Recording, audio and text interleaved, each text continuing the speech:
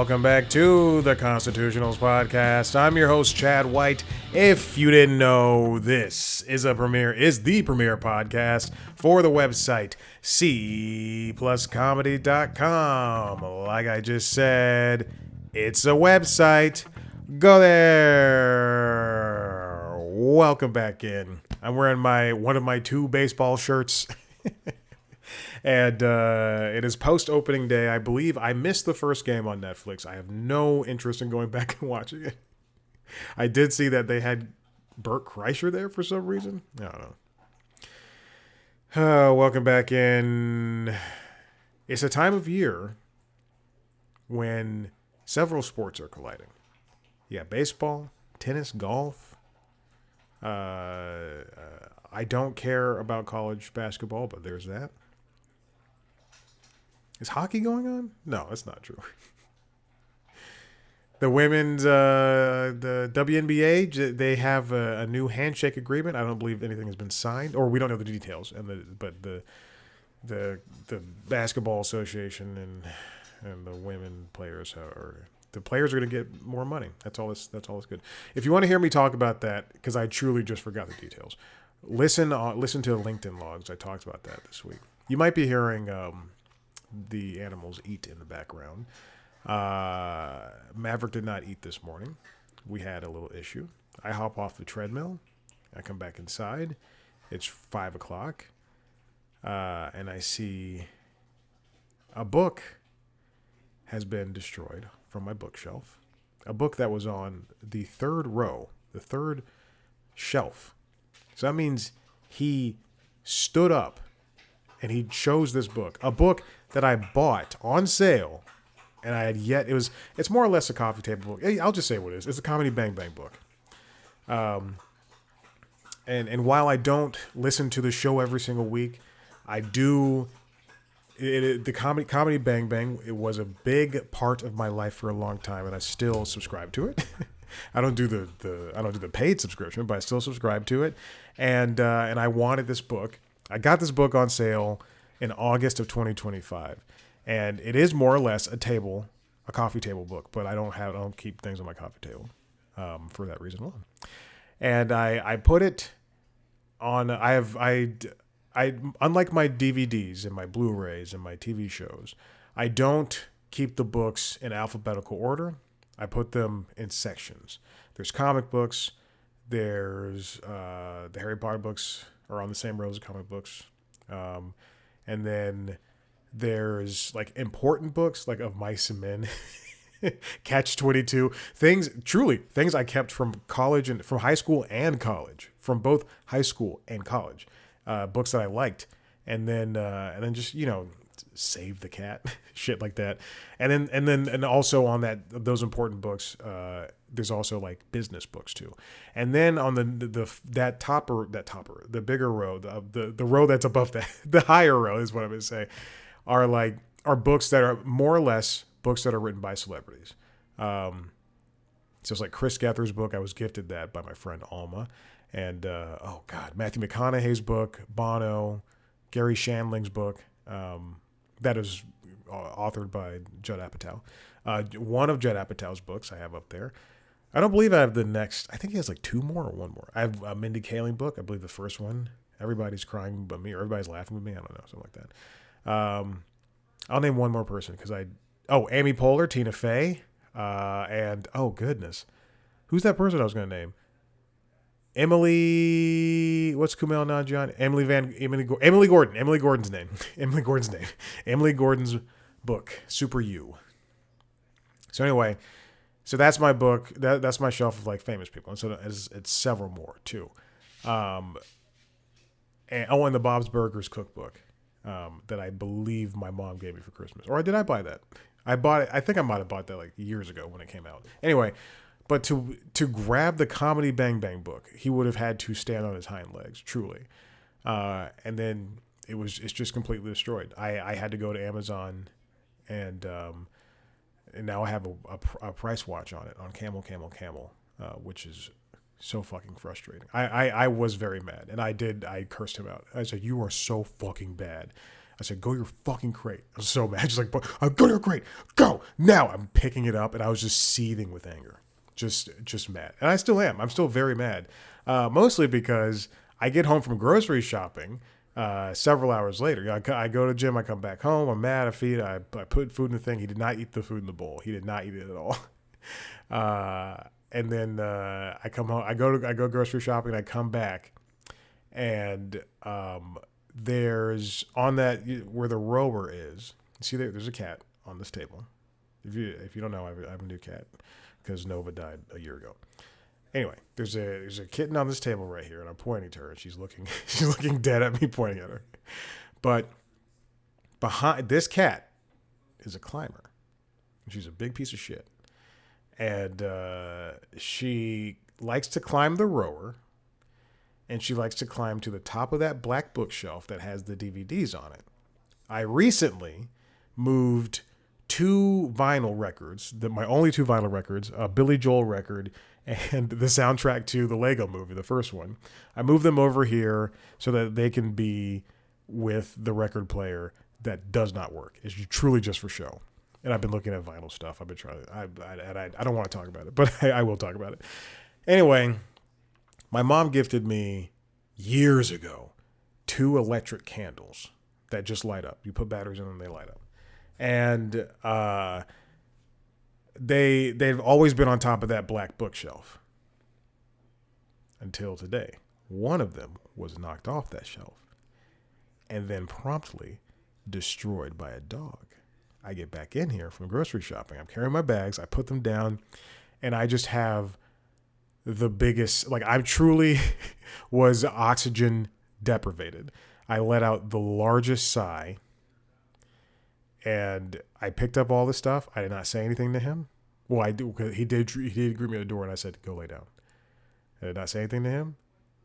And then I threw the thing away. I'm still very pissed. I was so mad. I still am mad. So anyway, I just gave them dinner. I gave him dinner as well. Well, obviously I gave him dinner. It was the food from this morning, plus a little bit more. But he also had like a healthy poop before we walked. So he ate a lot of the book. He destroyed it, and he also ate a lot of the book. He also ate a lot of that candle. So there's that. Anyway, it was a 2-mile. We went on a 2-mile walk today. No headphones. And I also did not have any socks on. I was wearing the flattest Sperry's. I was like, this is going to be a 10-minute walk. I'll take him around the block because I'm pissed at him. And then cut to 37 minutes later. I get back, it's 12:50. And I'm like, oh, God, I was sweating. Destroyed my shirt. Welcome back in. I'm almost done. I took a little break from High on Life 2 because I think I mentioned this last week. The gameplay is just horrible.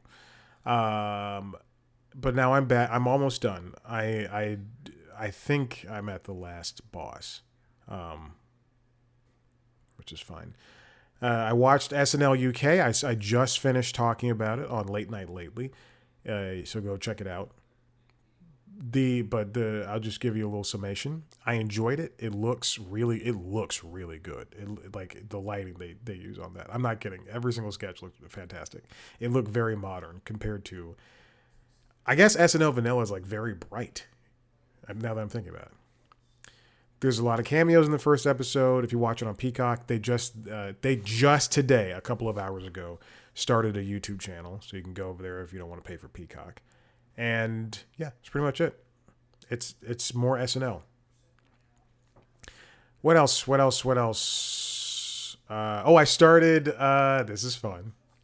I finished Southland, obviously. So I've been looking for a new show to watch while I run, row, or cycle. And yesterday, after I finished Survivor, boy, okay, here's the thing. I was on, I do on Peloton. I do live classes with Matt Wilpers on Saturday mornings, and live classes with a DT Shaw on for yoga. After that, I love DT, and he does power zone classes. So the higher the zone, 1 through 7, basically the more difficult it is. And the entirety of me doing, I did a power zone class, 30 minutes on Peloton while watching Survivor 50. Just angry at Rizzo. I do not like that guy. I fucking despise him. But I was cycling, and then I finished that, and then I was like, God, I need to watch something. I need to take my mind off this Zone 5 that we're doing. And then I turned on. Oh, I'm also watching America's Culinary Cup. I really like it. It's a good cooking show, and I'm also Padma Lakshmi. Oh, God damn, what a woman. Anyway, but I decided to turn on The Shield. And I enjoy it. I really do. It's been on my list for a very long time. It was on my list longer than Homicide: Life on the Streets. It's been on my list longer than Southland itself. A lot of police shows. A lot of police shows I've been watching. But I really enjoy it. Southland. I texted a friend and she and I were talking about working out and I guess.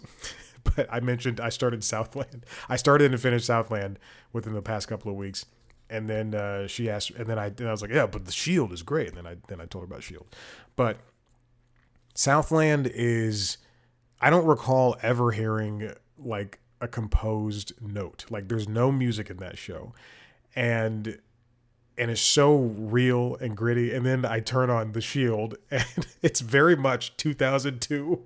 I thought it was 2007. I thought it was the same time. No, it is 2002 to the fullest extent. Oh my gosh. And it wears that proudly on its shoulders. But it's a fun and it's often very funny. I think Michael Chiklis is funny, and CCH Pounder is excellent, and everybody's doing a good job. Walton Goggins is there. I like it. I'm very specific now. And Southland, I knew that people were going to be cycling in and out, but I didn't know if people died in that show. And then, so for The Shield, I'm not looking anything up. So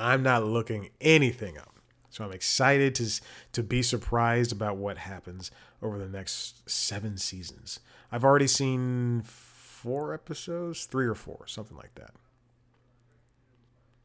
It's also a show that seems like it has no money. Same thing for Southland. They're both great. They're both great. And now that I have Peacock again, I'm going to watch the One Chicago crossover that aired, I think, March 4th. I'm excited to see it. How many episodes of Chicago PD, Chicago Med, and Chicago, the other one, Med PD, and Fire? How many of those have I seen? None. How many crossovers have I seen? All of them. I love crossovers. I'm not kidding. You give me a crossover, baby, I'll be watching it. I need to watch what is it called? Marshals. I need to watch Yellowstone Marshals. I don't know why they took Y out of it. I also need to watch The Madison. I think there's a trailer for Beth and Rick. Are there those names? There's a new Yellowstone spinoff with Beth and Rip. Excuse me. With them, I don't know if there's a trailer or not, but I'll check it out. I saw there was a first look or something. I like Yellowstone. I have issues with where that show went. It became too sensationalistic, way too soap opera-y, but whatever. Apparently, I saw a headline that said the Madison is the biggest Yellowstone premiere ever, or biggest Taylor Sheridan show premiere ever. Which is so funny because they've already shot 2 seasons. It's set in the Yellowstone universe, yet there's no Yellowstone cameos or crossovers or anything. But also, they already shot 2 seasons? It's crazy to me. And CIA, I have to watch that too.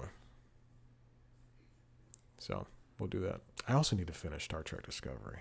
I love Star Trek Discovery, but it was too much Star Trek at one time. Anyway, I this week I bought 2 shows that were on sale that I was that were on my list for so long.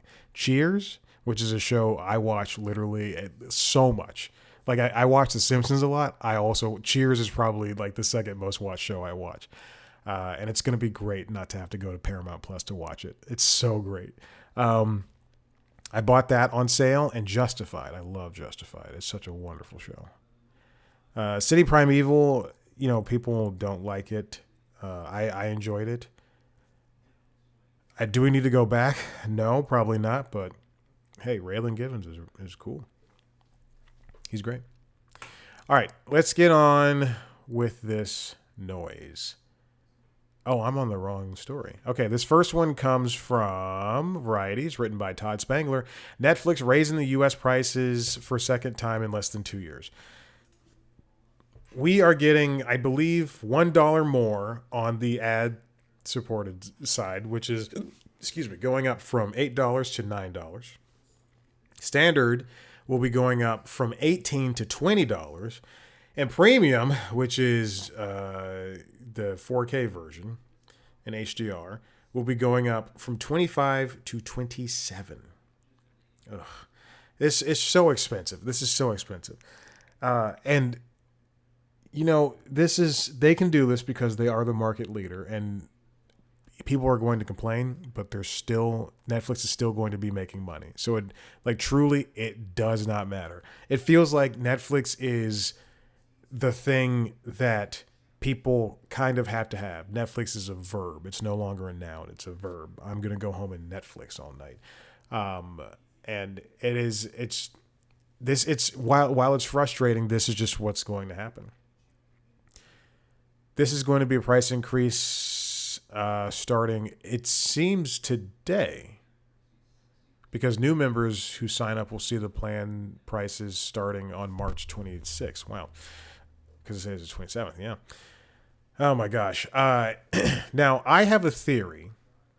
There's a theory in the next piece that I'll talk about as to why this is happening, but I have a theory as to why it wouldn't have happened.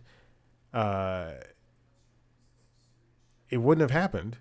I'm trying to phrase this correctly.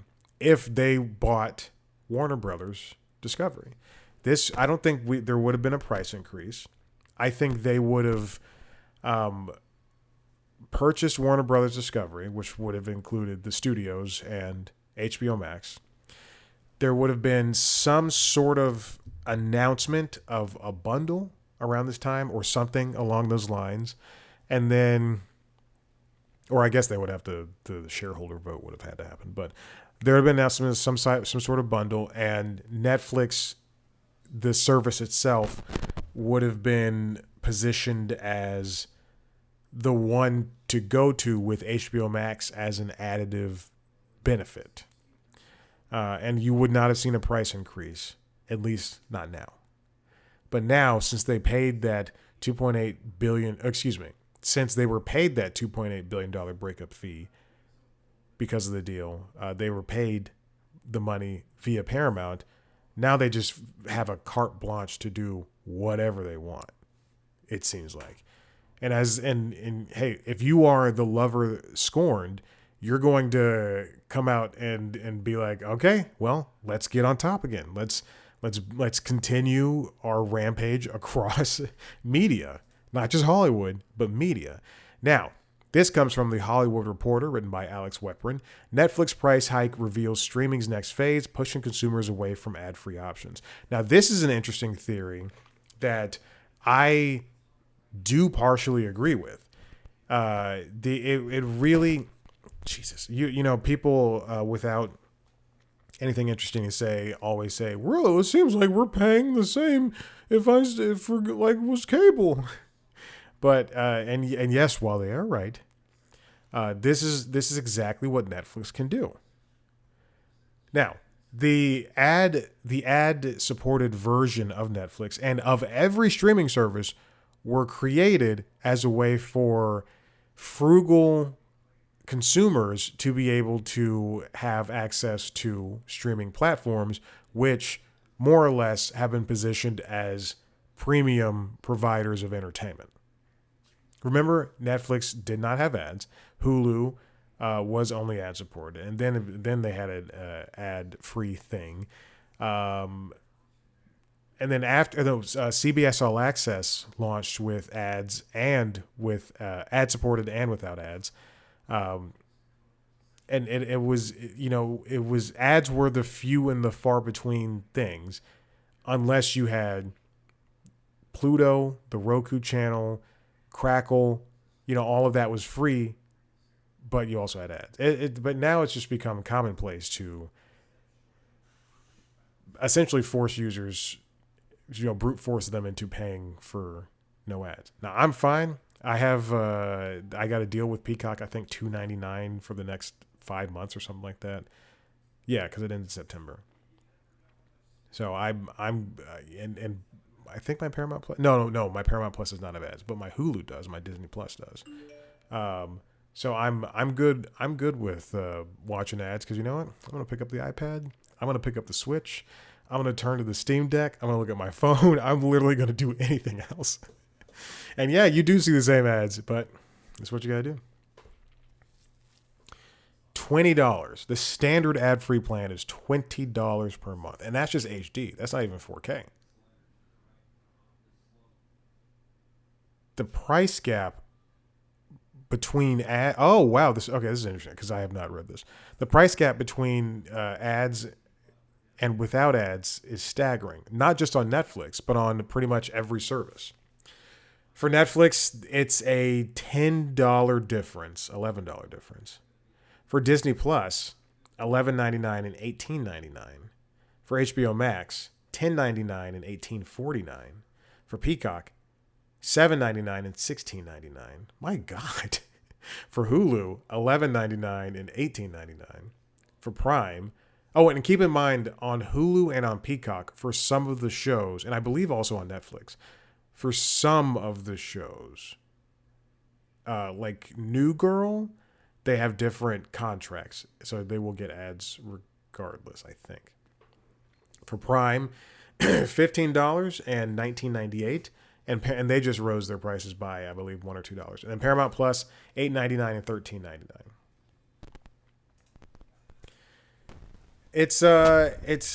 It's amazing. It's the amount of money that's going to these companies, and they are making shows and movies that really don't stand the test of time, or they don't stand up to what's coming out in the theaters. It's unfortunate to see. I will be watching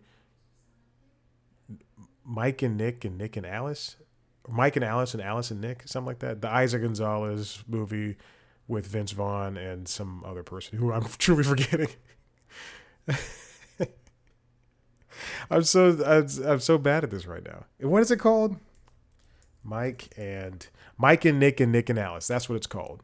Isaac Gonzalez, James Marsden. I feel bad, and Vince Vaughn.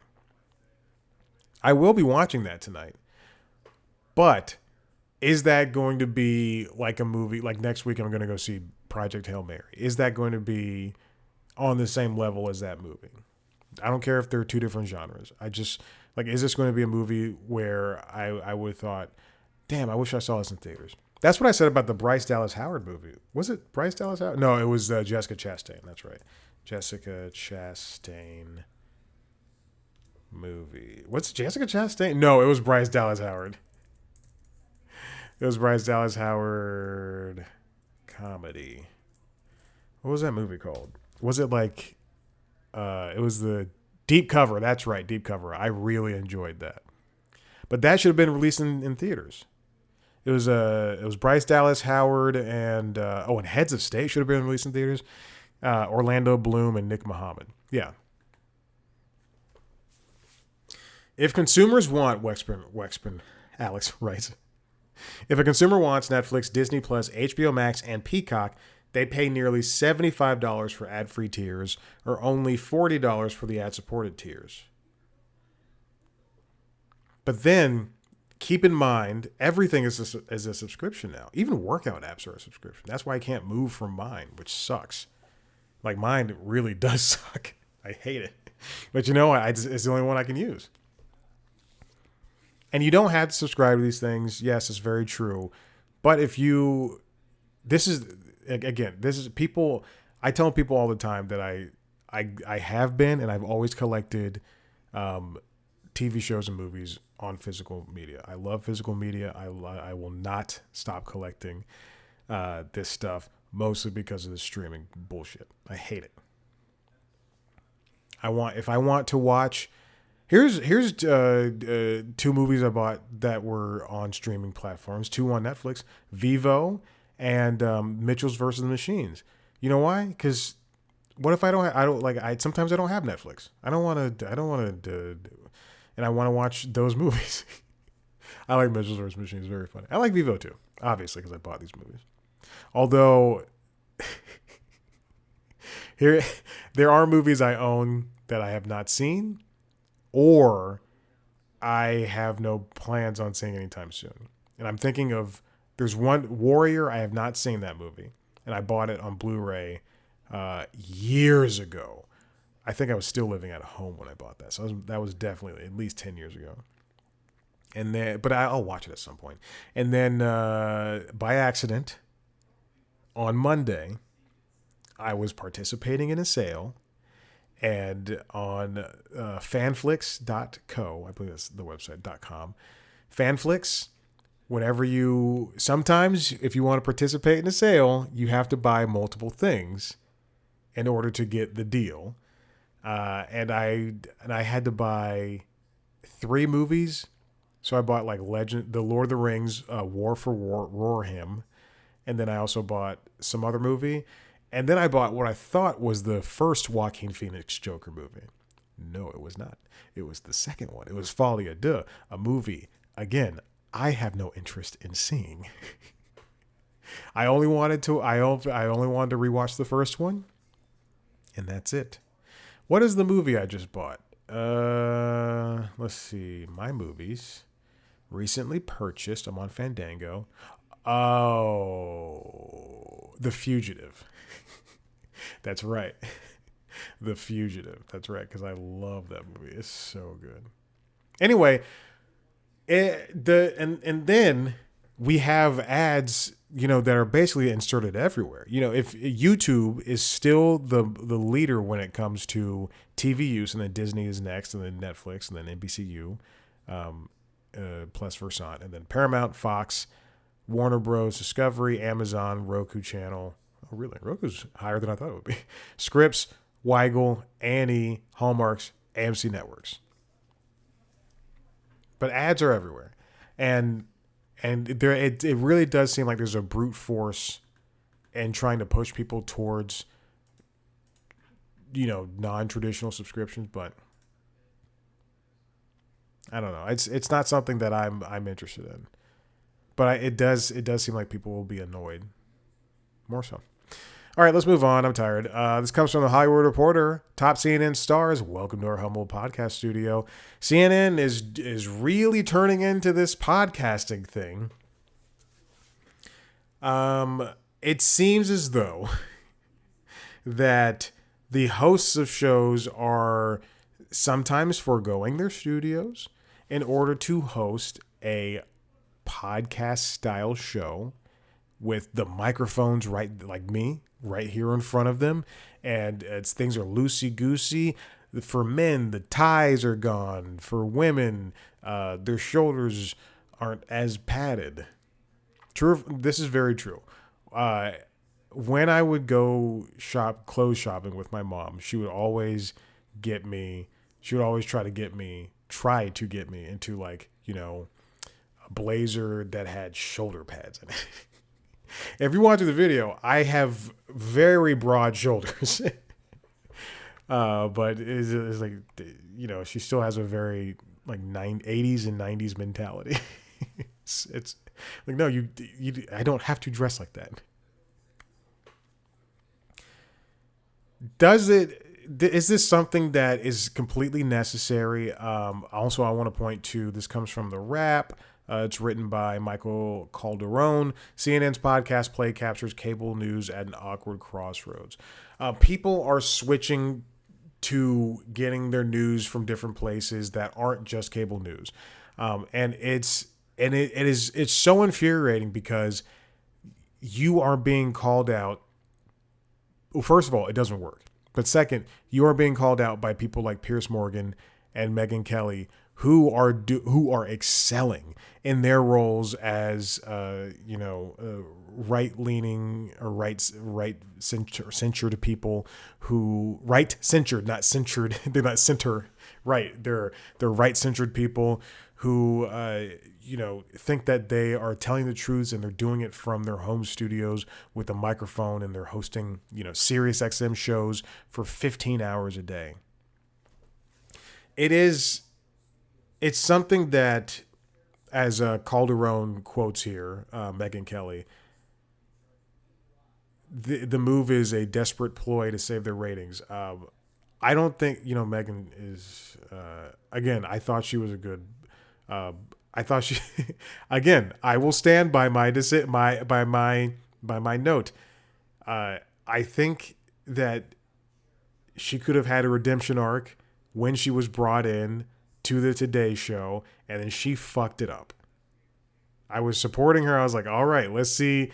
She comes from Fox News, and she was ousted, and she's been wronged. All right, let's have a redemption arc. Maybe she can play nice. No. I do not agree with her saying it's a desperate play to save the ratings, because I think that is very much an over-exaggeration, and that is whatever. That's her job as a woman. but but what I do think it is something that the higher ups like Mark Thompson, it feels like that is something that they want this not turn towards a podcasting look, but this suggestion of a podcasting style is they want to create a bit of familiarity with hold on. They want to create a bit of, I had to close the work laptop, a bit of familiarity with audiences, so that when people turn on these shows on CNN All Access, they will be able to, because I assume that's where this Jake Tapper and Anderson Cooper podcast style shows are airing. But they want to create this familiarity so that people turn it on and then they go, oh, this is a podcast I can watch, a video podcast, instead of watching it on YouTube or whatever. But really, CNN should continue to work as CNN and do the breakouts. You don't see PBS NewsHour shifting the way that it does. I love PBS NewsHour. You don't see it shifting the way it does news and then becoming some sort of monster that it's not. Jake Tapper's The Lead being hosted from his office at home isn't cool. I don't want to see all of, here, I'll put on this thing. I don't want to see all of this shit that's on his desk. I don't want to see the Generalissimo mug from Conan. Why does he have that? Remember when he wrote that book about Biden? But the same day it was released, it was revealed Biden has cancer.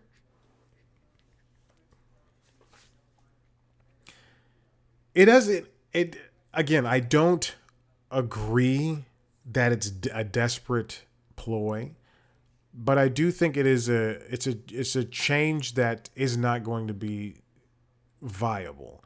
No one is going to take CNN seriously if they don't look like CNN. And Calderon quotes former CNN anchor Jim Acosta here, who was fired because he was saying things against Trump. Remember, Mark Thompson wants CNN to be unbiased, yet they have people like Scott Jennings espousing these, frankly, just frustratingly horrible things. But Jim Acosta said people really depend on CNN to be CNN. Don't lose sight of that. So what is CNN trying to really accomplish by having, famous people sitting and looking like me? Anchors sitting and looking like me.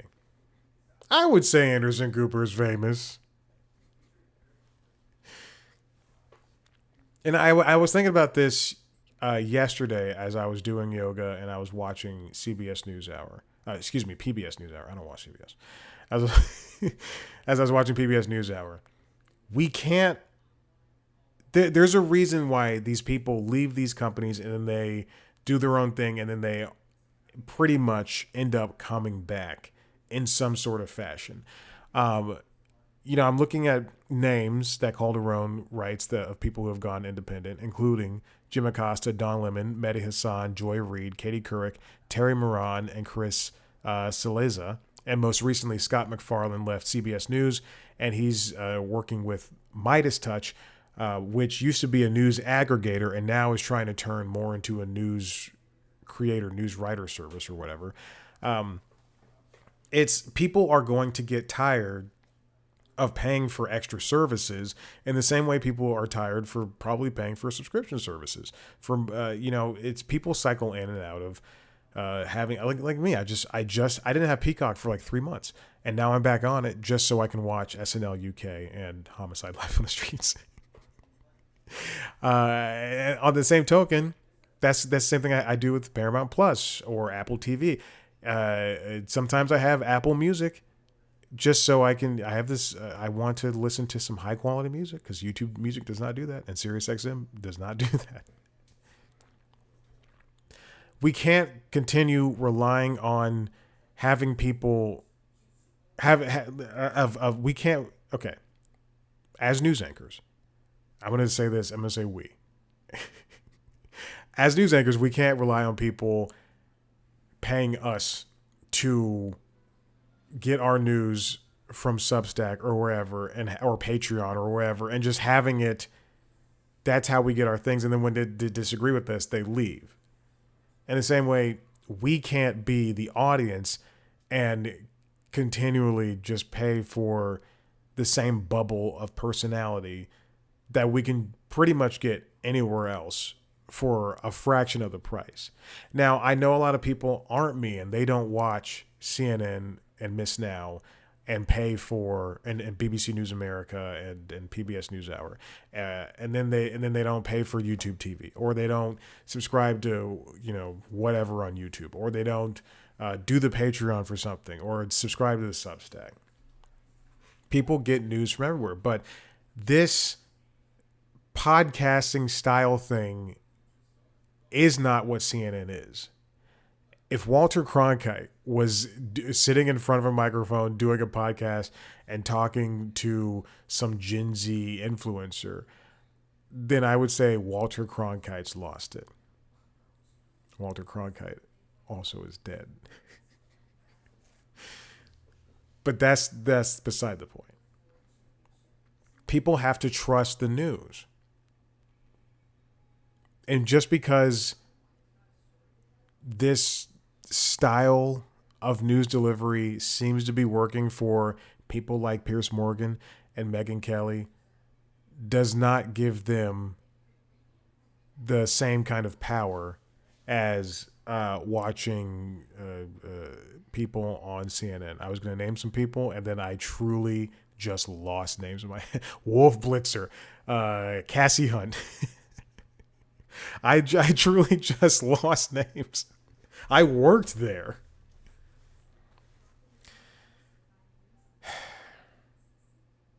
Okay, I'm done.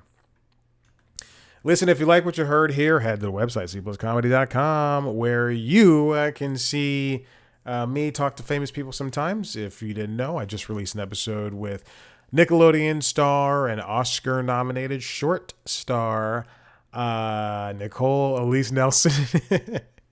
We had a lovely conversation. You can check that out prior to this episode on this RSS feed. You can watch a video version on youtube.com/cpluscomedy under the interviews, where you can also check out video versions of the other podcasts, Late Night Lately, the Late Night Show, and LinkedIn Logs, the Jobs and Business News podcast. Check out those shows wherever you get your podcasts. Please and thank you. You can follow us on social media at cpluscomedy on YouTube, Instagram, Blue Sky, and TikTok. Me at Chad Black White on those platforms. I'm going to thank you right now for listening. You're the best. And we'll see you next time. Bye.